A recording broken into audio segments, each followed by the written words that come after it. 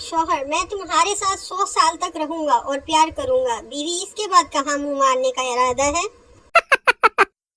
बीवी ने शौहर का मोबाइल देखा। फोन बुक में लड़कियों के नंबर कुछ इस तरह थे: पड़ोसन की बच्ची, न्यू बच्ची, सामने वाली बच्ची, ऊपर वाली बच्ची, कॉलेज वाली बच्ची। ये देखकर बीवी जोश में आ गई कि मेरा नंबर किस नाम से सेव होगा।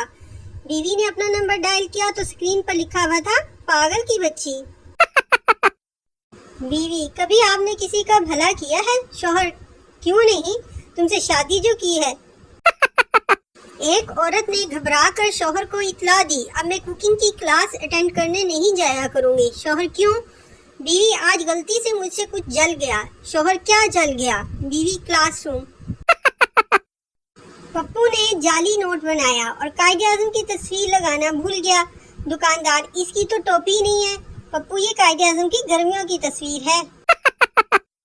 एक साहिब, बीवी से, आज मैं तुम्हारा 5 लाख का बीमा करवा कर आया हूँ। बीवी हैरान होकर, 5 लाख? शौहर, जी हाँ, अब तो जब चाहो मुझे 5 लाख का मालिक बना सकती हो। एक पठान मुलाजमत के लिए इंटरव्यू देने के लिए गया। इंटरव्यू में उससे पूछा गया, आपको कितने सालों का तजर्बा है? पठान, 2 सालों का तजर्बा है। वैसे 2 सालियां भी हैं, मगर हमने इनको हाथ भी नहीं लगाया। डॉक्टर, आपके शौहर को मुकम्मल आराम की जरूरत है, ये नींद की गोलियां रख लें। बीवी, ये मैं इन्हें किस टाइम दूं? डॉक्टर, ये आपने खानी है। पान वाले की इज्जत कीजिए, क्योंकि आज के दौर में वो वाहिद शख्स बाकी है जो पहले पूछता है, चूना लगा दूं साहिब?